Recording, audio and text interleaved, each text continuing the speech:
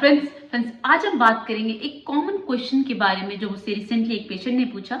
तो मुझे ऐसा लगा कि आप सबको इसका आंसर पता होना जरूरी है। तो फ्रेंड्स बहुत सारे पेशेंट्स को ये डाउट है कि डेंटल वीनियस और डेंटल क्राउन्स जो होते हैं क्या उनसे स्टेनिंग हो जाती है, आगे चल के क्या क्राउन्स और वीनियर का कलर चेंज हो जाता है।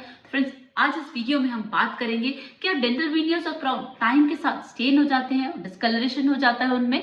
फ्रेंड्स आज इस क्वेश्चन को मैं इस वीडियो में आंसर करूंगी। वीडियो बहुत इंपॉर्टेंट होने वाला है, लास्ट तक बने रहिएगा।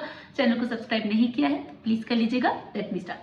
Hello friends, I am doctor Pratibha, oral implantologist, laser specialist and periodontist. Friends मैं इम्पीरियल डेंटल गुरुग्राम इंडिया की फाउंडर और हेड सर्जन हूँ और आज मैं आपको बताऊंगी कि डेंटल क्राउन्स और डेंटल वीनियर्स क्या समय के साथ, टाइम के साथ उनमें डिस्कलरेशन होता है, क्या उनमें स्टेनिंग आ जाती है। फ्रेंड्स सबसे पहले जानते हैं डेंटल क्राउन्स और डेंटल वीनियर्स आखिर बने किसके होते हैं।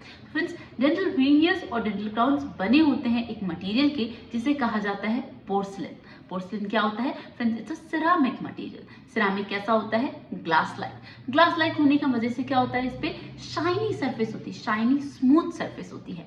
तो फ्रेंड्स अगर जब हम आपको क्राउन्स या वीनियर्स लगाते हैं तो जो उसका एक लास्ट पार्ट होता है जिसे कहा जाता है ग्लेजिंग। ग्लेजिंग मतलब उसमें बिल्कुल भी रफ सरफेस नहीं होता, उसमें ग्लास लाइक अपीयरेंस आ जाता है। जब कोई चीज ग्लास लाइक होती है तो उसमें स्टेन्स का कोई चांस नहीं होता। राइट? तो फ्रेंड्स आप ये बात बिल्कुल अपने दिमाग से निकाल दीजिए। क्या वीनियर्स और क्राउन्स समय के साथ, टाइम के साथ क्या उनमें स्टेनिंग आती है, डिस्कलरेशन? उसका स्ट्रेट फॉरवर्ड आंसर है नहीं आती, बिल्कुल भी नहीं आती। लेकिन अब जो नेक्स्ट पार्ट है उसको समझिए। फ्रेंड्स होता क्या है कि जो क्राउन्स और वीनियर्स होते हैं ना, वो टूथ सरफेस को तो प्रॉपरली कवर करते हैं, लेकिन टूथ और गम्स के बीच में थोड़ा सा स्पेस अगर रह जाता है, अगर खाना फंस जाता है गम्स के बीच में, दो दांतों के बीच में, वहां प्रॉब्लम आनी चालू हो जाती है। तो फ्रेंड्स जस्ट इन केस आपको गम डिजीजेस हो जाती हैं विद क्राउन्स और वीनियर्स, तो जस्ट इन केस अगर आपको गम डिजीजेस हो जाती हैं विद क्राउन्स और वीनियर्स तब प्रॉब्लम हो जाती है। वो क्या प्रॉब्लम होती है फ्रेंड्स? जब भी दांतों के बीच में और क्राउन्स और वीनियर्स के बीच में खाना फंसेगा तो गम डिजीजेस को कॉज करेगा और वो फाइनली पायरिया, जिसे पेरोडोंटाइटिस कहा जाता है, उसमें कन्वर्ट हो जाएंगी। तो उससे क्या होगा फ्रेंड्स? जो भी दांतों के बीच में खाना फंसता है ना, गम्स और टूथ सरफेस के बीच में, उसकी वजह से धीरे धीरे स्टेनिंग होने लगती है और वो स्टेनिंग आपके टूथ सरफेस पे प्रोमिनेंट होने लगती है। और फिर क्या होता है, जस्ट इन केस अगर आपके दांतों के बीच में, गम्स में खाना फंस रहा है तो एक प्रॉब्लम होगी जिसे आप सब जानते हैं, जिसे कहा जाता है जिंजिवाइटिस और गम डिजीज। अगर यही गम डिजीज थोड़ी सी और फैलती हैं और बोन तक जाती हैं तो एक और बड़ी प्रॉब्लम हो जाएगी जिसे कहा जाता है पायरिया और पेरोडोंटाइटिस। अब फ्रेंड्स यहाँ पर होती है प्रॉब्लम की शुरुआत। वो शुरुआत क्या है कि जैसे ही गम्स के अंदर इन्फेक्शन गया और फूड पार्टिकल फंसे हुए थे, उनमें जो इन्फेक्शन होने लग गया, जो पस कन्वर्ट होने लग गया, तो फ्रेंड्स उस सरफेस की वजह से आपको टूथ सरफेस पे, अपने वीनियर्स पे या फिर क्राउन्स पे स्टेन या फिर डिपोजिशन दिखना चालू हो जाएगा। अब क्या कर सकते हैं फ्रेंड्स? ये आपको ऊपर से तो इतना नहीं पता चलेगा, लेकिन जो दोनों दांत के बीच वाला या क्राउन्स या वीनियर्स का जो इंटरडेंटल एरिया होता है वहां पर आपको स्टेनिंग दिखना चालू हो जाएगी।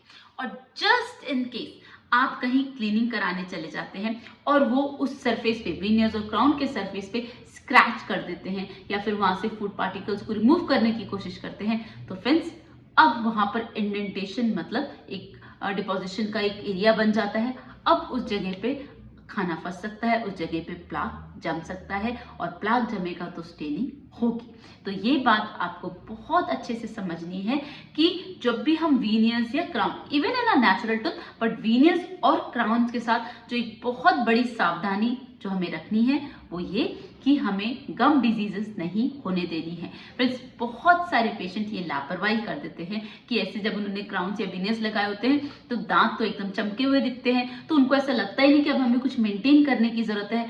लेकिन friends flossing is mandatory. Brushing तो मैंडेटरी है ही, लेकिन पहले फ्लॉसिंग करना बहुत बहुत बहुत ज्यादा जरूरी है, क्योंकि अगर क्राउन्स और वीनियर्स के साथ गम डिजीज होती है तो नेचुरल टूथ की कंपैरिजन जल्दी बढ़ती है, क्योंकि क्राउन पूरा कवर होता है, वीनियर्स पूरे कवर होते हैं, आपको दिखता ही नहीं कि कहाँ पर इन्फेक्शन है और वो अंदर ही अंदर बढ़ता जाता है।